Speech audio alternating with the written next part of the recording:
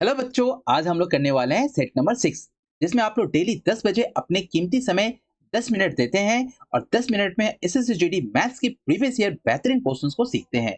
तो चलिए देखते हैं आज की वो 5 बेहतरीन क्वेश्चंस क्या है। देखिए पहला क्वेश्चन, सर्दियों के मौसम में सर्दियों के मौसम में एक दुकानदार ने स्वेटर के मूल्य रुपए 1422 से घटाकर 1264 कर दिया। उसके द्वारा दी गई छूट का प्रतिशत क्या है? यानी उन्होंने दाम रखा था 1422, ठीक है ना? उसने दाम कितनी कर दी? 1264 कर दी, ठीक है ना? सर्दी आ गई है तो लोग पहनेंगे, तो इसलिए दाम को क्या कर दिया? घटा दिया। इस तरह मैं देख रहा हूँ कि जब दाम मैंने घटाया तो लगभग 158 रुपए की कमी आ गई। तो कितने प्रतिशत की छूट दे दी? तो हम देखेंगे 158 किस पर छूट दिया? छूट किस पर दिया? दाम कितनी थी? तो 1422 रुपया दाम थी। अगुने कितना हो गया? 100। दोस्तों इसे जब काटेंगे ना, सीधी सी 11.11% इसका आंसर होगा, ठीक है ना? तो ज्यादा टाइम वेस्ट करते नहीं है, क्योंकि यहाँ पर आप देखो कटने वाली है नहीं, आप काटोगे तो 7 है ना, 2 से कटेगी ना, तो 2 7 हो जाएगी और यहाँ पर कितनी हो जाएगी? 11 हो जाएगी और यहाँ पर कितनी हो जाएगी आपका 2 सत्ते 14, 2 नम 18। अब 7 9 को 100 से इंटू करोगे तो यहाँ पर देखो मैंने कैसे समझ गया, 7900 और यहाँ पर कितनी है? 711। तो 100% 11.11% ही आंसर आएगी, ठीक है? चलते हैं नेक्स्ट प्रश्न की ओर। देखिए ये कितनी बेहतरीन प्रश्न है। एसएससी को और इससे भी बड़ा प्रश्न नहीं दिखा, जो इतना बड़ा प्रश्न इन्होंने डाल दिया। बच्चे तो बनाते बनाते थक जाएंगे और इस प्रश्न का आंसर आना इससे रहा, है ना? तो देखिए करते हैं, इसे भी आसानी से फोड़ते हैं। देखिए पहले हम इसे बोर्ड मास के नियम से करेंगे। बोर्ड मास के नियम से क्या मैंने किया, 60 बट्टे यहाँ पर 16 अगुने 2 कर दिया। 2 से मैंने काटा इसे 8 बार में, 4 से काटा 2 बार में और इसे काटा 15। यानी यहाँ पर ओवरऑल मेरी जो वैल्यू आ गई वो हो गई 15/2 आ गई। अब इधर देखो, इधर क्या करेंगे? 76 पहले पहले ऑफ होता है तो 19 बचे 95, तो नीचे मैंने 95 कर लिया।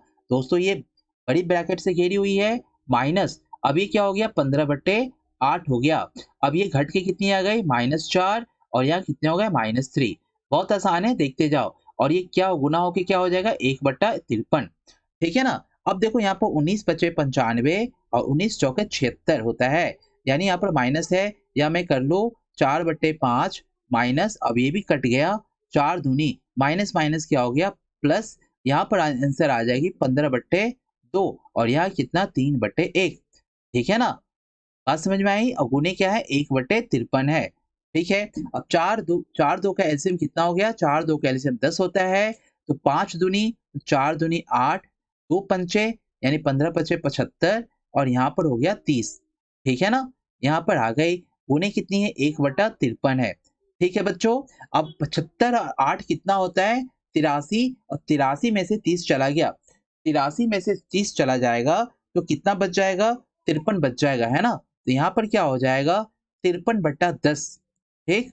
गुने क्या हो जाएगा? 1/53 और यहाँ पर क्या है? -15/2, ठीक है ना? यहाँ पर क्या है? 15/2, 53 से 53 कट गया, तो यहाँ पर आप देख रहे हो कि 15/2 घटाओ 1/10 हो जाएगा, है ना? 2 10 का एलसीएम कितना हो गया? 10, यहाँ हो जाएगी 75 और यहाँ हो गया आपका 1। देख रहे हो? एसएससी जीडी कम नहीं है, यानी यहाँ पर हो गए 74 बटा क्या हो गया? 10। अब यहाँ पर आंसर हो जाएगी आपकी 7/4/10। तो यहाँ आप कर लोगे 7/2/5, है ना? है क्या 7/2/5? जी हाँ, ऑप्शन नंबर सी। तो इस तरह के प्रश्नों को घबराए नहीं। यदि आपके अंदर कॉन्फिडेंट है, आप बोर्ड मास के नियम को जानते हो कि बोर्ड मास में पहले क्या करना पड़ेगा, तो आप आसानी से इस तरह के क्वेश्चन को कर सकते हो। बस हाँ, कंटिन्यूटी बहुत जरूरी है। आप रेगुलर यदि बेसिस पर आप पढ़ाई करते रहोगे तो इस तरह के सैकड़ों क्वेश्चंस को आप फोड़ सकते हो, ठीक है? चलते हैं नेक्स्ट प्रश्न की ओर। प्रत्येक 2 सेंटीमीटर व्यास वाले शीशे की गेंदों की संख्या ज्ञात करें। शीशे की गेंद कहने का मतलब स्फीयर, यानी वॉल्यूम ऑफ स्फीयर, जिन्हें 18 सेंटीमीटर व्यास वाले एक गोले से बनाया जा रहा है। कहने का मतलब एक बड़ा सा गोला से छोटा छोटा गोला बनाया जा रहा है। कितनी गोले बनाई जाएगी? मैंने कहा था ना कि इस तरह की प्रश्न आपके एग्जामिनेशन में देखने को मिलेगी। और गोले का आयतन कितना होता है दोस्तों? 4/3 पाई आर क्यूब होता है, ठीक है ना?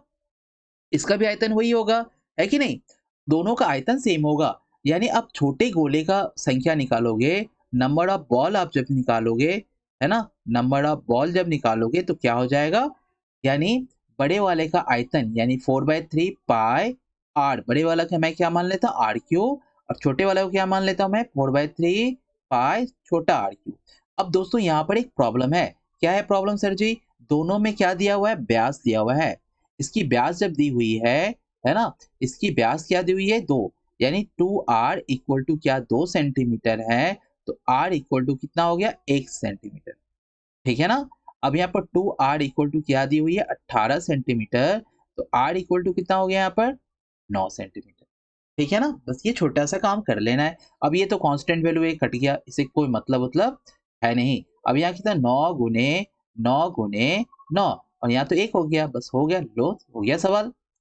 करना क्या है इसमें 729, यानी इसका आंसर कितना हो गया 729। बस कुछ भी तो नहीं था। बस दोस्तों मैं एक बात हमेशा कहूंगा कि आप जितने भी मेंसुरेशन के जो बेसिक फॉर्मूले हैं ना, चाहे वो स्पेयर हो, कोन हो, सिलेंडर हो, है ना, फिर उसके बाद क्या होता है उसके बाद क्या है, हाँ रेक्टेंगल हो या क्यूब हो या क्यूबॉइड हो, इस सारे के बेसिक फॉर्मूला आप याद कर लो। डायरेक्ट बेसिक फॉर्मूला से प्रश्न आएंगे, है ना। डरना एकदम नहीं है, बेसिक प्रश्न आएंगे मेंसुरेशन से और बिल्कुल टेंशन की बात नहीं है। देखिए 3 संख्या इस प्रकार है कि पहली संख्या दूसरी संख्या से 30% अधिक है, बोलो ठीक है, और दूसरी संख्या तीसरी संख्या से 40% कम है। दोनों में दूसरी संख्या है, हाँ या नहीं बोलो, जल्दी से बोलो। दोनों का रिलेशनशिप किससे बन रहा है, दूसरी संख्या से बन रहा है।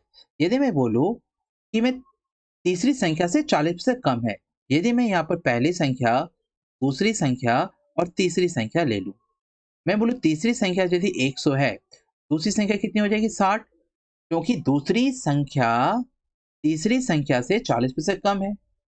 अब बोल रहा है क्या, पहली संख्या दूसरी संख्या से 30% अधिक है, ठीक है ना।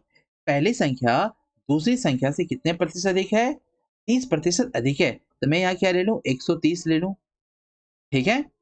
अब बोला पहली संख्या का पहली और दूसरी संख्या के योग से अनुपात क्या होगा, यानी पहली संख्या का पहली और दूसरी संख्या का योग, यानी इन दोनों का योग, तो कितना हो जाएगा 190।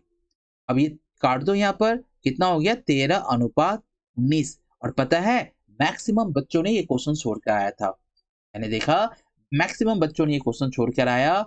क्यों छोड़ के आया मुझे नहीं पता, इतनी आसानी सवाल 10 सेकंड में आप छोड़ सकते थे, तो इस तरह की काम मत किया कीजिए। आप रेगुलर बेसिस पर क्लास देखिए, आपको हर चीज समझ में आएगी। नेक्स्ट प्रश्न देखिए, एक वस्तु की कीमत में प्रतिवर्ष 20% की वृद्धि होती है, यदि तीसरे और चौथे वर्ष के अंत में, ध्यान देने की बात है कि तीसरे वर्ष, ना कि 3 साल, ठीक है ना, तीसरे वर्ष, हाँ, और चौथे वर्ष, तो आपसे बोल रहा है कि आपने 100 रुपया करके लगाया, आपने 100 रुपया पूंजी लगाया, पहले वर्ष में कितनी हो जाएगी 120, दूसरे वर्ष में कितनी हो जाएगी 120 का 20 कितना हो 144, और तीसरे वर्ष में कितनी हो जाएगी, तीसरे वर्ष में दोस्तों हो जाएगी 120, 144 का 20% हो जाएगा 172, 172.80 हो जाएगा। चौथे वर्ष का कितना होगा, चौथे वर्ष का तो फिर इसी का होगा ना, 172.80 का 20% बट्टे क्या हो जाएगा 100, है ना, बट्टे 100 हो जाएगा, ठीक है ना, चौथे वर्ष का। अब आपकी प्रश्न क्या बोल रही ध्यान से सुनो। अब प्रश्न में क्या है, ये चौथे वर्ष का हो गया, तो बोला है कि तीसरे और चौथे वर्ष के अंत में इसकी कीमतों का अंतर 86.40 हो जाता है। इसकी कीमतों का अंतर क्या हो जाता है 46.40 हो जाता है, ठीक है ना। तो 1 यूनिट बराबर, यहाँ पर देखो घटाएंगे तो क्या निकल के आएगा, तो 1 यूनिट बराबर इन दोनों से घटाएंगे तो कितना निकल के आएगा बेटा 5 निकल के आएगा। तो 1% बराबर कितनी हो जाएगी 46 दशमलव, ध्यान से समझना, 46.40 बट्टे 172.80 गुने क्या हो जाएगा 100, और फिर क्या हो जाएगा यहाँ पर 144, ठीक है ना। इस तरह से हम डायरेक्ट यहाँ पर कर सकते हैं। तब दूसरे वर्ष के अंत में इसकी कीमत क्या होगी। अब देखो यहाँ पर दशमलव से दशमलव को काट दो, दशमलव से दशमलव यहाँ पर कट गया और जीरो से जीरो कट गया, लगभग 2 गुना है ना, लगभग आप देख रहे हो कि 2 गुना है। तो 864 और 1728, 4 दूनी 8, 6 दूनी 12, 8 दूनी 16, हाँ लगभग 2 गुना है, तो आप इसे 2 से काट दो। अब 2 से इसको आपने काट दिया तो कितनी होगी 72, ठीक है ना। और क्या बचा है क्या, और भी कुछ बचा है, हाँ, एक चीज़ तो मैंने छोड़ दिया, ये 20 कहाँ लिखा, ये 20 गुने क्या होगा यहाँ पर 20, तो 20 पंचे कितना हो गया 100, ठीक ना? तो 5 दूनी यहाँ पर हो गया 10, 5 से 35, 35 एक 36, यानी कितना हो जाएगा 360 रुपया। दोस्तों कैसा लगा? आप कमेंट बॉक्स में ज़रूर बताएँ, और आपके लिए ये सारी मेहनत आपके लिए की जा रही है, तो प्लीज़ आप अपने जीवन के सिर्फ़ 10 मिनट दीजिए ना। आपसे मैं पूरा 24 घंटा नहीं माँग रहा हूँ। आप अपने जीवन का 10 मिनट यहाँ पे दीजिए और 10 मिनट में बेहतरीन क्वेश्चंस को कीजिए और अपने जीवन को सफल बनाइए, ठीक है? मिलते हैं नेक्स्ट सेशन पे, तब तक मन लगा के पढ़ाई करें, ठीक?